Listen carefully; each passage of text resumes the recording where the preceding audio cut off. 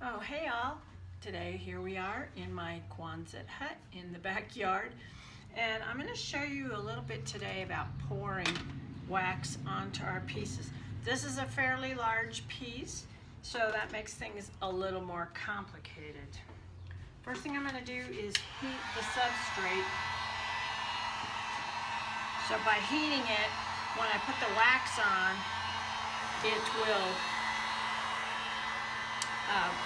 go out a lot smoother and faster. It won't stick on the piece. And this is a piece where I've actually covered the sides with the print.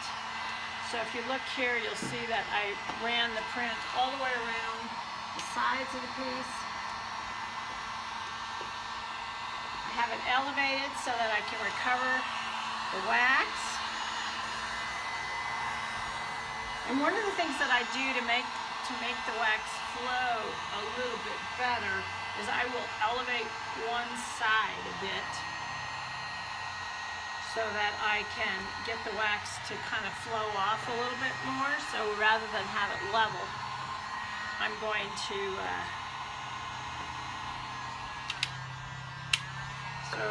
just get it a little bit warm to the touch. I've got my welted wax down here. I use an oil pan underneath my piece is an oil drip pan. You can get these at any store. They're made to go under a car when you change the oil, but it has a little lip on it.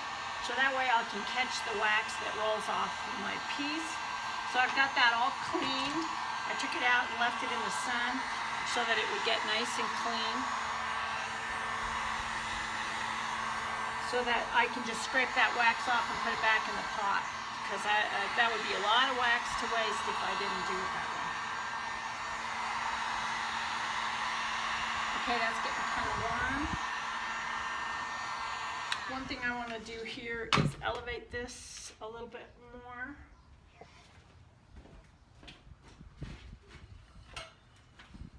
Good old tin cans, I use them for everything. So what I'm going to do is elevate this side a bit.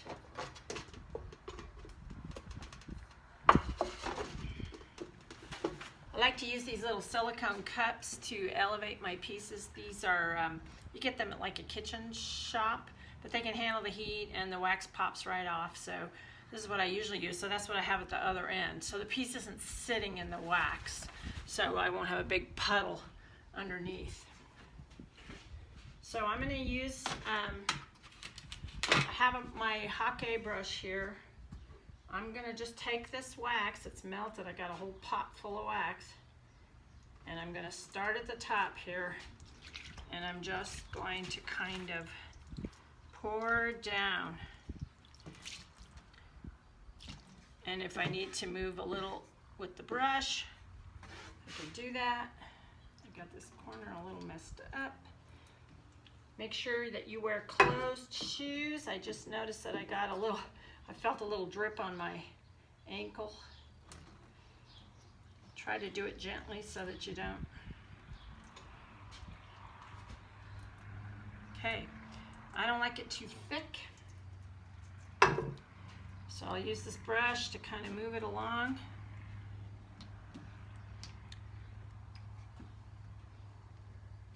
As I said, this is kind of a rather large piece, but I really prefer this to painting the wax on. A lot of people don't like it because it's too thick, but it seems like if you just put it on an incline,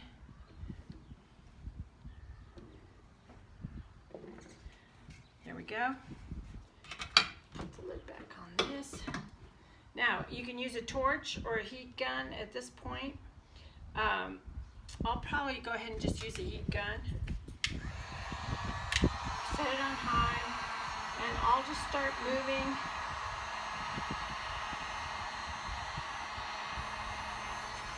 I had a little trouble here where I started. I might have to put a little more wax on that. But I'm going to start moving the wax a little bit down the incline here.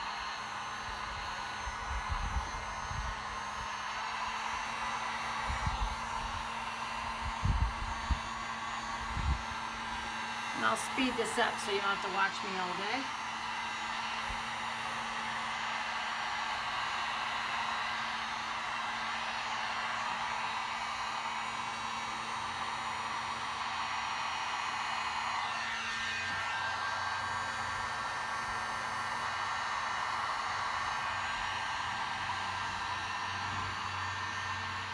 So I'm using a pretty thick paper, which means that a lot of the wax will get absorbed. Actually, that first layer of wax, a lot of it's just going to get absorbed in the paper.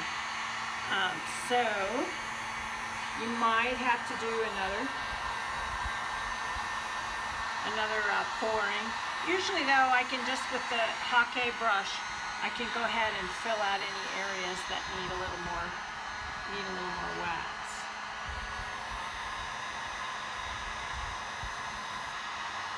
So I'm just going to kind of smooth this out. It's thicker down here at the bottom, so you spend a little more time kind of melting some of that off. It's the trouble when you work outside, the wind takes everything away.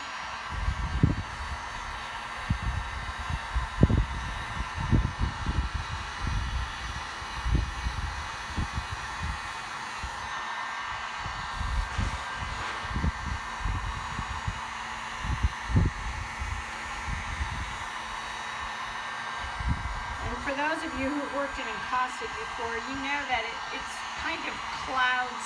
It gets very cloudy when you first apply it and it begins to cool. But after a little while, that will clarify. So don't be alarmed when your photograph is completely covered up with a cloud. That will kind of clarify later. And we can thin it, and we can also kind of buff it. Okay, I didn't do a very good job on this end, so I'm going to take my cans out. I'm going to take back my little, and I'm just going to lift this end a little bit and go the other way.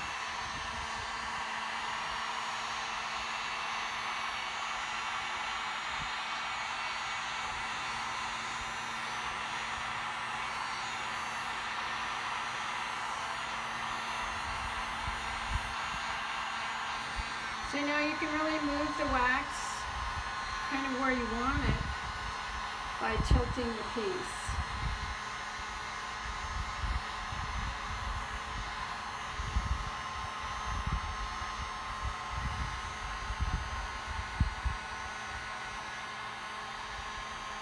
You could do this with a torch, but if you have any bald spots where the wax got absorbed, you have the possibility there of scorching your paper. So usually this first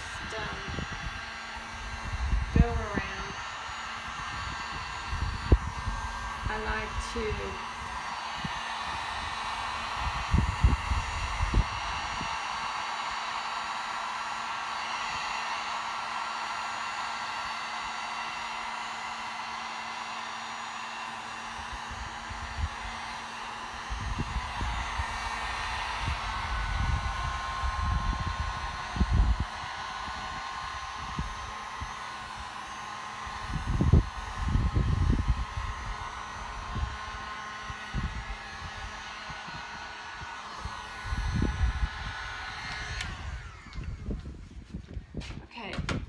bumpy on this side.